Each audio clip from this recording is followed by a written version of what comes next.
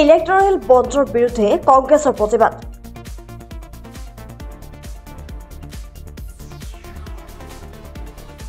ভাৰতৰ সৰ্বোচ্চ ন্যায়ালয়ে অবৈধ ঘোষণা কৰা ইলেক্ট্ৰল বণ্ড বন্ধ কৰাৰ ক্ষেত্ৰত SBIৰ পক্ষপাতিত্বৰ বিৰুদ্ধে ৰাজ্যজুৰি অসম প্ৰদেশ কংগ্ৰেছ কমিটিৰ ৰূপায়ণ কৰা প্ৰতিবাদী কাৰ্যসূচীৰ অংশস্বৰূপে আজি দেৰগাঁও SBI বেংকৰ সন্মুখত Golaghat north block Congress committee, Dergaon town block Congress committee আৰু কাকডোঙা ব্লক কংগ্ৰেছৰ উদ্যোগত প্ৰতিবাদী কাৰ্যসূচীৰ ৰূপায়ণ হয়।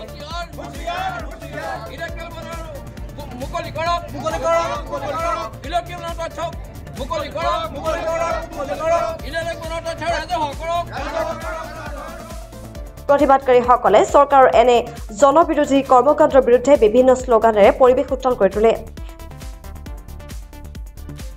ষ্টেট বেংকত আছে, কিন্তু ভাৰতৰ উচ্চতম ন্যায়ালয়ে তেখেতসকলক ষ্টেট বেংকক নিৰ্দেশ দিছে যে 6 মাৰ্চৰ ভিতৰত এই যিখিনি ইলেক্ট্ৰল বণ্ড আছে, কোনে দিছে, ক'ত দিছে, কিমান দিছে, এই গোটেই কথাখিনি তথ্য যেতিয়া বিচাৰিছে, তেওঁলোকে এই তথ্যটো 6 মাৰ্চৰ ভিতৰত দিবলৈ কৈছিলে। কিন্তু তেখেতসকলে এই ডেটৰ ভিতৰত নিদি 6 মাহ সময় 30 জুনলৈকে তেওঁলোকে সময় বিচাৰিছে।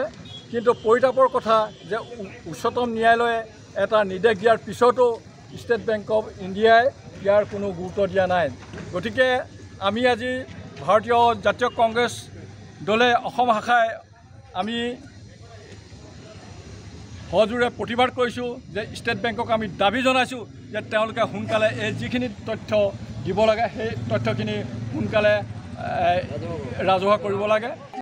নিজস্বভাৱে চৰকাৰখনৰ এই পক্ষপাতিত্বমূলক ব্যৱস্থাক তেওঁলোকে আদৰণি জনায় জনতাৰ বিপৰীতে গৈ তেওঁলোকে সিদ্ধান্ত গ্ৰহণ কৰিছে আৰু যি তথ্য জনা অধিকাৰ আইনৰ অধীনত তেওঁলোকক সুপ্ৰিম কোৰ্ট অফ ইণ্ডিয়াই ভাৰতৰ সৰ্বোচ্চ ন্যায়ালয়ে তেওঁলোকক এই তথ্য ৰাজহুৱা কৰিবলৈ কৈছিল, কিন্তু নিৰ্দিষ্ট সময়সীমাৰ ভিতৰত তেওঁলোকে সেই তথ্য ৰাজহুৱা নকৰি আকৌ 6 মাহৰ সময়সীমা বিচাৰিছে।